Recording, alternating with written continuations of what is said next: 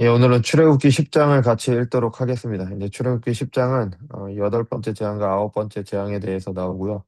그다음에 이어서 마지막에 이제 11장에 유월절과 관련된 그 열 번째 재앙이 이어지게 됩니다. 그래서 이 여덟 번째 재앙과 아홉 번째 재앙을 통해서도 하나님께서 주시는 계시의 말씀이 뭔지 같이 보도록 하겠습니다. 여호와께서 모세에게 이르시되 바로에게로 들어가라. 내가 그의 마음과 그의 신하들의 마음을 완강하게 함은 나의 표징을 그들 중에 보이기 위함이며 내가 내게 애굽에서 행한 일들 곧 내가 그 가운데서 행한 표징을 내 아들과 자손의 귀에 전하기 위함이라. 그래서 하나님께서 이 모든 일을 행하시는 이유는 하나님을 알리시기 위한 거죠. 그이 시대 사람뿐 아니라 이 일을 통해서 후대에 그 지금 이스라엘의 후대 사람들이 하나님에 대해서 더 배우도록 하기 위해서. 그래서 항상 그 후대에서 하나님에 대한 이야기를 할 때 항상 출애굽이 이렇게 나오게 됩니다. 그래서 예, 하나님을 가르치기 위해서 이제 이렇게 열 가지 재앙을 내리게 되는 거죠. 그래서 바로의 마음을 완악하게 하신 이유가 바로 거기에 있는 거죠. 너희는 내가 여호와인 줄을 알리라. 모세와 아론이 바로에게 들어가서 그에게 이르되 히브리 사람의 하나님, 그러니까 자신들이 히브리 사람이라고 했죠. 그러니까 이게 굉장히 저는 중요한 표현이라고 생각을 하는 게 이스라엘 백성들이 잘난 게 있어서, 그러니까 뭐 대단한 게 있어서 하나님의 백성으로 택함받은 게 아니라 하나님의 언약에 따라서 아브라함이 대단해서 선택받은 게 아니잖아요. 아브라함도 똑같이 우상 숭배자였을 때 하나님께서 그를 부르심으로 하나님의 자녀로 삼으신 거지. 이 이스라엘 백성들도 마찬가지죠. 히브리 사람들은 좀 약하고 가난하고 힘든, 그러니까 뭐 그런 사람들을 나타냅니다. 그래서 이 사람들이, 그러니까 아무것도 없을 때 하나님께서 그들을 택하시고 그들과 함께 하시고 그들에게 율법을 주시고 그들과 언약을 맺으심으로 하나님의 택함 받은 백성이 된 거지. 뭐 이 사람들 자체가 대단한 민족이었기 때문에 그런 것은 아니죠. 네, 우리나라 지금은 좀 덜하지만 우리나라 과거에는 약간 좀 유대인들에 대한 이스라엘을 좀 우상시하는 경향이 좀 있었습니다. 그러니까 유대인들은 대단하고 이스라엘은 대단한 나라다, 뭐 이렇게 우상시하는 경향이 있었는데, 그들이 대단하기 때문이 아니라 그들에게 하나님의 율법이 있었고 하나님께서 그들과 함께 하시고 그들을 택하셨기 때문에 그들이 하나님의 백성이었던 거지. 그들이 뭐 그 자체로 대단한 건 아니죠. 물론 하나님께서 그들과 함께 하심으로 그들이 누렸던 혜택들이나 그들이 행했던 여러 가지 일들을 부정할 수는 없지만, 그 사람들 자체가 뭐 대단한 사람들이었던 건 아닌 겁니다.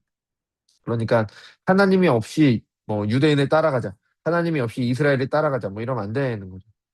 내가 만일 내 백성 보내기를 거절하면 내일 내가 메뚜기를 내 경내에 들어가게 하리니 메뚜기가 지면을 덮어서 사람이 땅을 볼 수 없을 것이라. 메뚜기가 내게 남은 그것 곧 우박을 면하고 남은 것을 먹으며 너희를 위하여 들에서 자라나는 모든 나무를 먹을 것이며. 그래서 아까 그 우박을 우리가 어제 봤을 때 이 우박을 면하고 이제 남은 게 있었죠. 그죠? 이 쌀과 보리는 자라지 아니한 고로 상하지 아니었더라. 근데 그러니까 어느 정도 남은 것이 있었습니다. 그러니까 좀 조금이라도 희망이 있었죠. 근데 그것마저도 하나님께서 없애버리실 것이다. 왜 이렇게까지 하시냐? 하나님을 알리시는 겁니다. 하나님을 알리시고 이 사람들에게 지금 회개할 기회를 계속 주시는 거예요. 근데 문제는 바로가 회개하지 않는 게 문제지, 하나님께서 이렇게 하시는 게 문제가 아니라는 거죠. 또 내 집들과 내 모든 신하의 집들과 내 모든 애굽 사람의 집들에 가득하리니 이는 내 아버지와 내 조상이 이 땅에 있었던 그날로부터 오늘까지 보지 못한 것이었더라.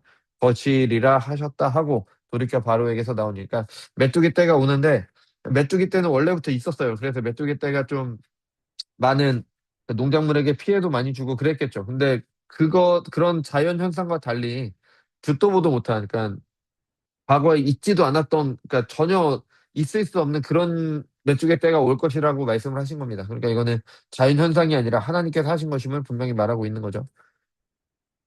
예. 바로의 신하들이 그에게 말하되 어느 때까지 이 사람이 우리의 함정이 되리이까. 그 사람들을 보내어 그들의 하나님 여호와를 섬기게 하소서. 왕은 아직도 애굽이 망한 줄을 알지 못하시나이까 하고. 그러니까 바로의 신하들은 이제 그만하자는 겁니다. 그러니까 지긋지긋하니까. 근데 바로는 여전히 마음이 완악했던 거죠. 그러니까 하나님께 거역하고자 하는 사람은 점점 더 그렇게 들어가게 되는 겁니다. 그러니까 뭐에 시인 것처럼, 그러니까 뭐 정상적인, 뭐 바로가 어리석은 사람은 아니겠죠. 왜냐면 예전부터 그 애국 궁정에서 계속 교육을 받고 이렇게 왕으로 세워지기 위해서 교육을 많이 받았으니까. 근데 죄에 빠진 사람들은 이렇게 어리석어집니다. 모세와 아론을 바로에게 다시 데려오니 바로가 그들에게 이르되 가서 너희의 하나님 여호와를 섬기라. 갈 자 누구누구냐. 그러니까 가기는 가는데 정해진 사람만 가라는 겁니다. 그러니까 뭔가 하나님의 예배함에 있어 제한을 두는 거죠. 모세가 이르되 우리가 여호와 앞에 절기를 지킬 것인지 우리가 남녀노소 양과 소를 모두 데리고 가겠나이다. 하나님을 섬기는 데 있어서 제한이 없다는 겁니다. 그 제한은 하나님께서 정하시는 거지 왕이 정할 수 없다는 거죠. 어,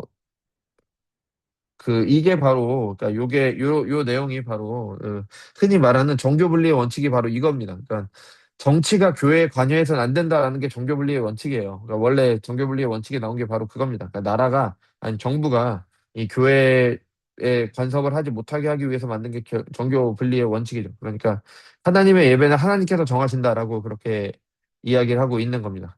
근데 바로가 그것에 또 반대하죠. 바로가 그들에게 이르되 내가 너희와 너희의 어린아이들을 보내면 여호와가 너희와 함께함과 같으리라. 보라 그것이 너희에게는 나쁜 것이라. 그래서 아이들까지 보내면 너희가 힘들지 않겠냐. 그러니까 내가 아이들은 두고 가라. 그렇게 하지 말고 너희 당정만 가서 여호와를 섬기라. 이것이 너희가 구하는 바니라. 이에 그들이 바로 앞에서 쫓겨나니라. 그래서 안 되겠다. 그러니까 끝까지 타협을 하지 않는 겁니다. 아, 이 정도면은 갈만하잖아요. 그러니까 이 정도면은 되지 않았냐. 이 정도면 되지 않았냐. 계속 이렇게 협상이 들어오는 거죠. 근데 하나님의 예배함에 있어서 또 하나님의 말씀을 따름에 있어서 어떤 협상의 여지도 없는 거죠. 그리고 그렇게 협상하거나 뭐 타협하거나 하지 않는다고 하더라도 결국에 하나님께서 다스리시기 때문에 그렇게 되는 겁니다. 그죠? 여호와께서 모세에게 이르시되 애굽 땅 위에 내 손을 내밀어 메뚜기를 애굽 땅에 올라오게 하여 우박을 상하지 아니한 밭의 모든 채소를 먹게 하라. 모세가 애굽 땅 위에 그 지팡이를 들매 여호와께서 동풍을 일으켜 온 낮과 온 밤에 불게 하시니 아침이 되매 동풍이 메뚜기를 불어들인지라. 메뚜기가 온 애굽에 이르러 그 사방에 내림에 그 피해가 심하니 이런 메뚜기는 전에도 없었고 후에도 없을 것이라. 그러니까 하나님께서 하시니라는 겁니다. 메뚜기가 온 땅을 덮어 땅이 어둡게 되었으므로 그러니까 너무 많아서 햇빛이 다 가려버리는 거죠. 메뚜기가 우방에 상하지 아니한 밭의 채소와 나무의 열매를 다 먹었으므로 애굽 온 땅에서 나무나 밭의 채소나 푸른 것은 남지 아니하였더라. 그래서 요셉을 통해서 복의 근원인 요셉을 통해서 요셉과 잘 이렇게 좋은 관계 안에서 그 기근 중에도 살아남았던 애굽이 이제 하나님의 거역함으로 이스라엘 백성들과 이제 원수가 되므로 이제 먹을 게 없어지는 그러니까 기근에 시달리게 되는 거죠. 바로가 모세와 아론을 급히 불러 이제 다급한 겁니다. 이제 문제가 생기니까 다급한 거죠. 그러니까 사람들은 그렇잖아요. 뭔가 문제가 생겨야 이제 뭔가 이렇게 찾게 되는 거죠. 근데 여기서 찾는 것도 피상적입니다. 진짜가 아니죠. 내가 너희 하나님 여호와와 너희에게 죄를 지었으니 바라건대 이번만 나의 죄를 용서하고 너희 하나님 여호와께 구하여 이 죽음만은 내게서 떠나게 하라. 그러니까 정말 힘들었던 거죠. 그가 바로에게서 나가서 여호와께 구하매 여호와께서 돌이켜 강력한 서풍을 불게 하사 메뚜기를 홍해에 몰아 넣으시니 애굽 온 땅에 메뚜기가 하나도 남지 아니하였더라. 그러니까 하나님께서 모르셔서 이렇게 한 게 아니라 하나님께서 계속 재앙을 이어나가실 것이기 때문에 이렇게 하는 거죠. 그러니까 바로에게 속은 게 아니죠. 그러나 여호와께서 바로의 마음을 완악하게 하셨으므로 이스라엘 자손을 보내지 아니하였더라. 여호와께서 모세에게 이르시되 하늘을 향하여 내 손을 내밀어 애굽 땅 위에 흑암이 있게 하라 곧 더듬을 만한 흑암이리라. 여호와 모세가 하늘을 향하여 손을 내밀며 캄캄한 흑암이 3일 동안 애굽 온 땅에 있어서 그 동안은 사람들이 서로 볼 수 없으며 자기 처소에서 일어나는 자가 없었을 때 온 이스라엘 자손들이 거주하는 곳에는 빛이 있더라. 그래서 구별이 됐죠. 그러니까 아마 메뚜기 재앙도 이스라엘 자손 쪽은 피해갔을 거라고 그렇게 많이들 봅니다. 따로 언급되어 있지 않지만 전체적인 맥락이 그렇게 돼 있죠. 그래서 이 캄캄한 흑암도 이, 그 이 중동 지방이나 그런 데 가면은 모래 폭풍 같은 게 일어나면 햇빛이 가려지고 굉장히 어두워지잖아요. 아니면은 일식, 그러니까 달이 태양을 가리는 그런 일식 같은 자연 현상들을 통해서도 흑암이 올 수 있지만 그게 3일 밤낮이나 계속될 수는 없는 거죠. 그죠? 그러니까 이것도 절대 뭐 자연 현상이나 우연의 일치가 아니라 하나님께서 직접 주권적으로 그렇게 초자연적인 일을 하신 겁니다. 그러니까 우리는 가끔 하나님을 그러니까 이 자연 법칙이나 그런 것들을 생각하면서 하나님을 너무 작게 볼 때가 있어요. 그러니까 하나님께서 온 세상을 다스리고 온 세상을 창조하시고 온 세상을 다스리십니다. 그러니까 이 땅에 이 세상에 있는 모든 것들, 그러니까 하늘이 움직이는 거, 별이 움직이는 거, 자연 현상 움직이는 모든 자연 법칙들 그런 것들 다 결국에 하나님께서 만드신 거예요. 왜냐하면 하나님께서는 보이는 거나 보이지 않는 모든 것을 만드셨기 때문에. 그렇기 때문에 하나님께서는 그런 것들을 보통의 상황 속에서는 그런 것들을 통해서 세상을 다스려 가시지만 때로는 이런 초자연적인 방법을 통해서도 세상을 다스려 나가시는 거죠. 그래서 하나님께서 이런 일을 행하시는 게 이상한 일이 아닙니다. 하나님은 그럴 만한 능력이 당연히 있으시고 세상을 하나님의 뜻대로 이루어 가시기 위해서 때로는 이런 방법들도 사용하셔도 하나님께서 하시는 일이니까 뭐 당연히 있을 수 있는 일이죠. 그죠? 바로가 모세를 불러서 이르되 너희는 가서 여호와를 섬기되 너 이번에는 양과 소는 머물러 두라는 겁니다. 그죠? 또 협상이 들어오죠. 너희 어린 것들은 너희와 함께 갈지니라. 모세가 이르되 왕이라도 우리 하나님 여호와께 드릴 제사와 번제물을 우리에게 주어야 할까? 온전한 제사를 드려야 되겠다는 겁니다. 그죠? 온전한 제사를 드려야 되기 때문에 하나도 놓고 갈 수 없다라고 이야기를 하는 거죠. 우리의 가축도 우리와 함께 가고 한 마리도 남길 수 없으니 이는 우리가 그 중에서 가져다가 우리 하나님 여호와를 섬길 것임이며 또 우리가 거기에 이르기까지는 어떤 것으로 여호와를 섬길지 알지 못하나이다. 그러니까 우리가 가진 모든 것으로 같이 가야겠습니다라고 이렇게 얘기를 하는 겁니다. 그러니까 하나님은 끝까지 완전한 예배를 이제 요구하고 있는 거죠. 그러니까 뭐 이렇게 아니 왕이 그래도 이렇게 계속 협상이 들어오는데 웬만하면 타협하지 그러냐 아니 만약에 이게 뭐 모세가 뭐 자기의 일과 관련된 거나 아니면은 뭔가 뭐 금전적인 거래를 하거나 나라 간의 조약이거나 그러면 서로 타협을 해야죠. 그죠?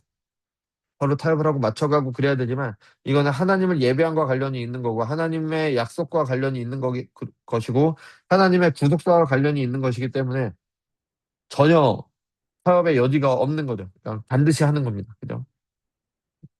그러니까 우리도 이제 사람들을 대할 때는 아니면 세상과 함께 세상 속에서 살아갈 때 다른 것들에 대해서는 서로 이렇게 맞춰가고 그런 게 있어야 돼요. 그죠? 뭐 자기 고집만 부리면 당연히 안 되는 거죠. 근데 하나님을 예배하는 것이나 아니면 하나님을 섬기는 거, 하나님을 믿는 거 이런 것에 대해서는 일절의 타협도 없어야 되는 겁니다.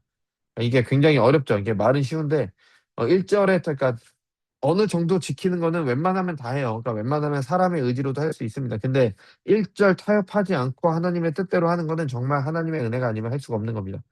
우리가 그런 삶을 산다는 것 자체가 하나님께 은혜를 받았다는 증거가 되는 거죠. 그러니까 우리는 항상 사람이 할 수 있는 노력의 범위 안에서 머물러서는 안 되는 거고요. 사람이 도저히 할 수 없는 100% 온전한 순종을 하나님께 하기 위해서 항상 그런 은혜를 받은 거기 때문에 우리가 그런 삶을 살고 있는지 늘 돌아봐야 되고 그런 삶을 위해서 수고해야 되는 겁니다.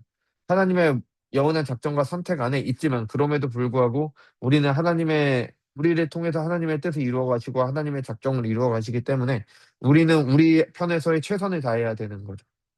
뭐 그것에 대해서 이제 앞으로 로마서를 통해서 조금 더 자세하게 보게 됩니다. 여호와께서 바로의 마음을 완악하게 하셨으므로 그들을 보내기를 기뻐하지 아니하고 그러니까 이 정도면 웬만하면 흑암까지 왔으니까 보낼 만도 한데 그러니까 계속 완악해지는 거죠. 그러니까 더 회개의 여지가 없습니다.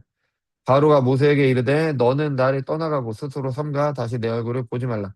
내가 내 얼굴을 보는 날에는 죽으리라. 모세가 이르되 당신이 말씀하신 대로 내가 다시는 당신의 얼굴을 보지 아니하리라. 이렇게 떠나지만 다시 부르죠. 그죠? 자기가 급하니까 결국엔 부르게 됩니다. 그래서 이 부분을 읽으면서는 이 출애굽에 나타난 10가지 재앙을 통해서 하나님께서 하나님 자신을 드러내셨을 때 이 일을 통해서 이스라엘 백성들은 하나님을 가르쳤거든요. 그러니까 신앙을 전수를 했습니다. 그러니까 우리도 우리가 만난 하나님에 대해서 성경이 계시하는 하나님, 우리가 배운 하나님, 우리가 경험한 하나님을 후대에게 교육을 해야 되는 겁니다. 부모가 자녀에게 신앙 교육을 하지 않으면은 다른 것들은 안 됩니다. 이게 정말 중요한 거예요. 그러니까 부모가 왜 우리나라 교육이나 그런 것들의 잘못된 것 중에 하나가 다 그냥 기관에다가 맡기려고 하는 거예요. 물론 기관에 맡길 수도 있지만 그거가 전부가 아니라 결국에는 부모님들이 양육을 해야 되는 거잖아요. 그러니까 신앙도 마찬가지입니다. 그러니까 내 신앙을 자녀들에게 전수할 거는 내가 전수해야 돼요. 뭐 교회에서 목사들이 역할을 할 거고 선생님들이 역할을 할 거고 뭐 여러 가지 역할을 하시는 분들이 계시겠지만 그래도 가장 중심적인 역할은 부모가 해야 되는 겁니다. 하나님께서 자녀들을 부모님들에게 주신 이유 중에 하나가 바로 그것이죠. 자녀들을 양육하는 건데 어떻게 양육하냐? 모세 언약 아래에서 한 사람의 훌륭한 시민으로서도 양육해야 되지만 아브라함 언약 안에 있는 한 사람의 하나님의 백성으로 양육을 해야 되는 겁니다. 그러니까 이 신앙의 전수가 이 대를 이어가는 신앙의 전수가 반드시 있어야 되는 거죠. 그래서 우리는 우리 자녀들에게 과연 하나님을 제대로 잘 전하고 있는지, 내가 하나님의 영광을 밝히 보고 있어서 그 영광을 우리 자녀들에게 전하고 있는지 잘 돌아보시면서 이 출애굽기 10장을 읽으시면 도움이 될 것 같습니다.